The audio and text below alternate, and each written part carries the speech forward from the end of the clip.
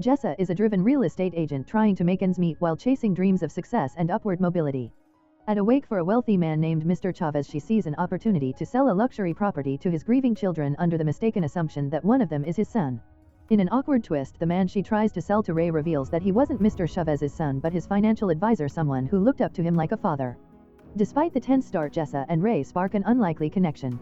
Jessa is ambitious, willing to take risks, and sees real estate as her path to a better life. Ray, in contrast, is more sentimental. He never had a real home and dreams of building one with someone he loves. Their mutual desire for stability and aspiration brings them closer, leading to a heartfelt romance. They bond over shared struggles as members of the struggling middle class navigating a world that constantly seems just out of reach. Their relationship blossoms quickly, full of playful moments and shared fantasies about dream homes with grand staircases, velvet drapes, and crystal chandeliers. Ray vows to make Jessa's dreams come true, saying she has become his dream too. Despite Jessa's insecurities and fears of not being easy to love, Ray remains devoted. As their romance intensifies, so does their hustle. Jessa works tirelessly to close property deals, often with little success. Meanwhile, Ray, eager to secure financial stability, introduces her to an investment opportunity in a company called Prosper Fast, headed by his childhood friend Hansel. They invest not only their own savings but also convince neighbors and family to join. Soon Prosper Fast collapses, revealed to be a scam. Hansel disappears and angry investors come knocking.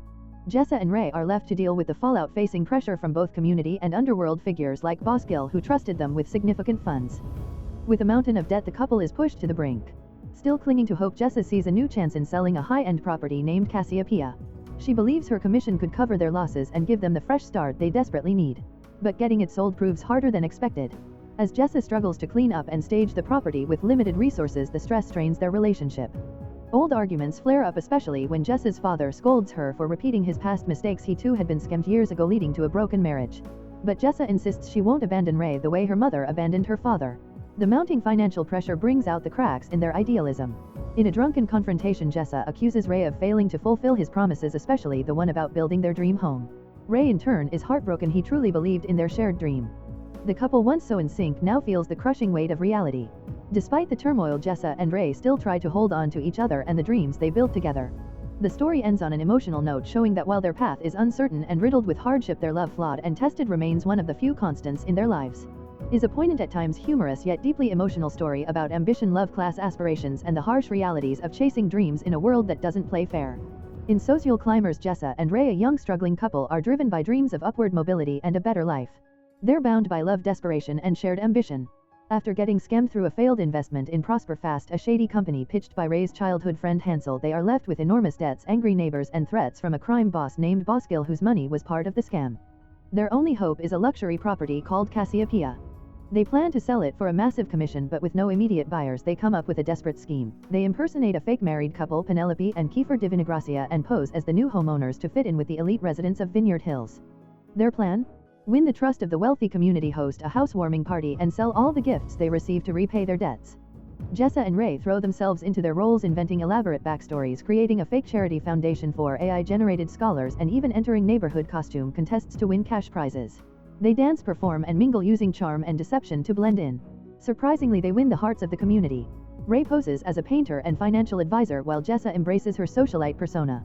As they continue the ruse, they begin offering marriage workshops to bored wealthy couples craving passion. The sessions, comically over the top and vaguely therapeutic, bring in more money. Yet the act becomes harder to maintain. The couple's lies stack up as suspicions brew. One resident, suspecting something is off, shares that she saw Jessa and Ray being intimate the night before they were supposedly married, putting their cover at risk. Ray, meanwhile, is offered a genuine opportunity, a chance to exhibit his artwork. But during a tender moment, he accidentally refers to Jessa as Jessa instead of Penelope in front of a suspicious resident, nearly exposing their con. They scramble to hide the truth when Mamadel, the actual property agent, calls her sister is finally ready to view the home. They now have only hours to get the fake homeowners and their partygoers out without blowing their cover. To buy time and avoid suspicion, Jessa improvises a farewell group painting activity at the country club. The homeowners leave, giving the couple a short window to clean up and escape. Their web of lies teeters on the edge. Throughout, the couple's love is tested. Jessa questions their choices and whether they truly deserve this life. Ray reassures her, calling her his muse and still believing in their shared dream of having a home and art-filled life together. Even amid the deception, they care deeply for each other, clinging to the hope that love might redeem them. Their cons, though ethically murky, are fueled not by greed but by survival and love.